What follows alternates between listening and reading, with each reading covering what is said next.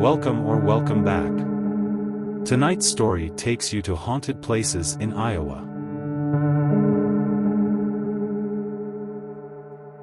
Back in the late 1800s, Iowa had one asylum, Mount Pleasant State Hospital.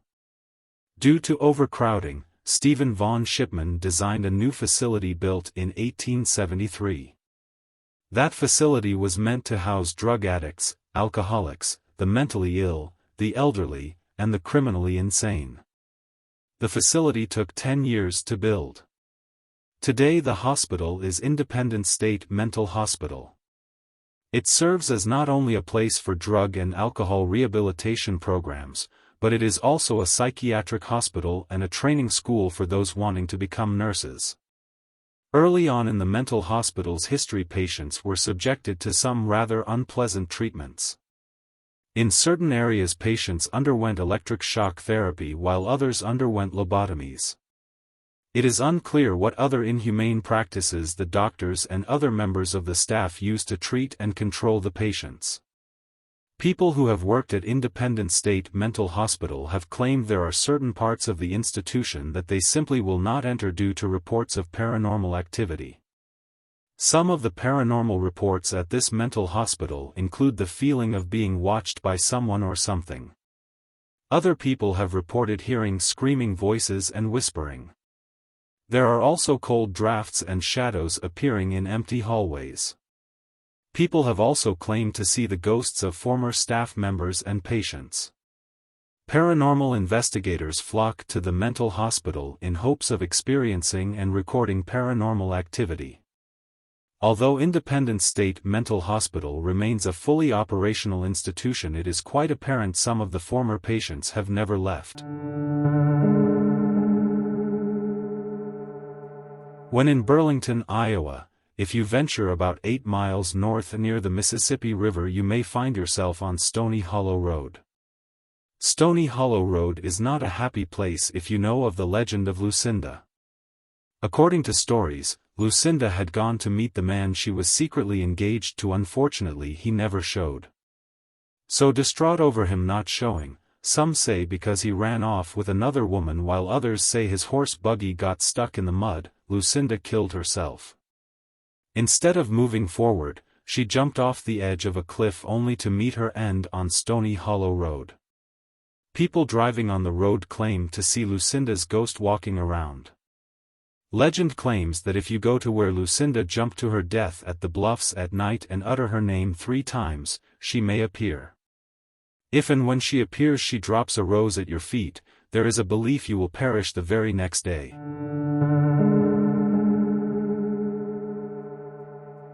In 1915 the Cresco Theater and Opera House opened in Cresco, Iowa. The theater's original name was the Cresco Opera House. In its 100-year history, the theater has been home to an unknown number of actors and performers. The building has served as a location for live performances as well as modern motion pictures. The Cresco Theater and Opera House has also become home to numerous ghosts and assorted paranormal activity. People have witnessed what appeared to be the ghosts of vaudeville performers on the stage. Another lone ghost sits in the theater when it is dark, only to vanish when anyone tries to approach it. The basement is home to additional unknown entities. People have also stated issues with electrical disturbances, odd sounds and voices when the theater is empty. Terra, or Terror, Bridge has a history that dates back to the 1800s. At one time the bridge was not far from the town of Terra. The bridge was built to allow traffic of all varieties to cross over railroad tracks. There are multiple stories associated with the bridge.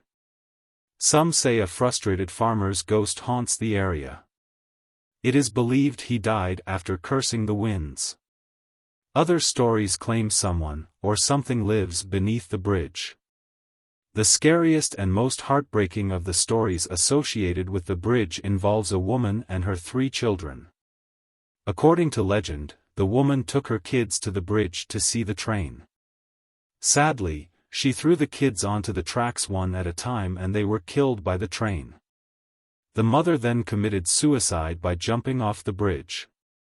Claims have been made that if you drive on the bridge, do not stop and make sure all of your doors and windows are closed and locked. If you do not abide by this warning, the ghost of the mother will throw you to your death.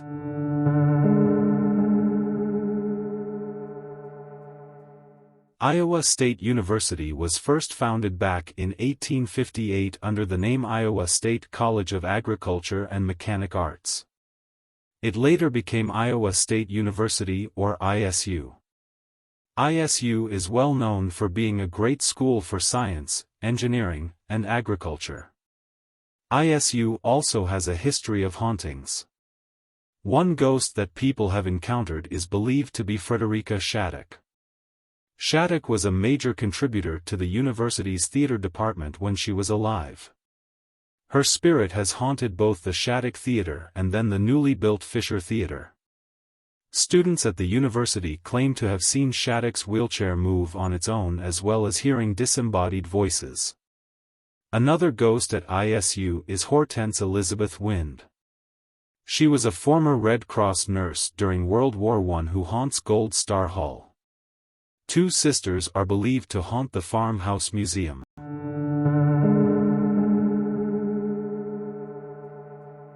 Dating back to the 1900s, this fully restored Victorian hotel will take visitors back in time with its vintage lobby, dining room and staircase. However, throughout its history it has attracted some visitors that refuse to leave. Many claim the hotel is home to two ghosts. One is a woman named Lily who wears a lavender gown and can be heard singing or moaning. She frequents what used to be her room, moving furniture to her preference and walking to and from the lobby. The other is a former merchant known as Leo, who operated the hotel's laundry for 30 years and can be heard ringing the hotel's old bell message system.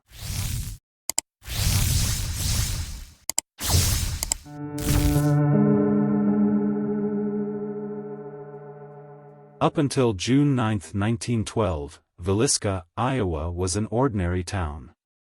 On that night a horrible crime was committed at what is now infamously known as the Valiska Axe Murder House. While sleeping in their beds, the Moore family, Josiah and Sarah Moore, their children Herman, Catherine, Boyd, and Paul, as well as Lena and Ina Stillinger, friends of the children, were murdered. Someone came in and killed them with an axe. The bodies were discovered the following morning when a concerned neighbor contacted Ross Moore, Josiah's brother. Along with all of the bodies, the murder weapon, an axe, was found in the same room as the two Stillinger girls. There was a trial for George Kelly, a traveling preacher, but he was found innocent of committing the crime. To this day no one knows who committed the horrific crime. After being empty for quite some time, the house was purchased and the doors were opened to people interested in seeing the famous home where the murders took place. Over the years, hundreds of people who have gone to the house have experienced an assortment of paranormal activity. There are some people who say while in the house there is an overall feeling of an evil presence. Others have seen unusual green lights as well as bloodstains vanishing from the walls. Some people have claimed to have been pulled or pushed by hands that are not there. People have also heard voices which many believe belong to the children killed in the home. There have even been recordings of these voices on multiple occasions. I want to thank you for watching. And until then, good night.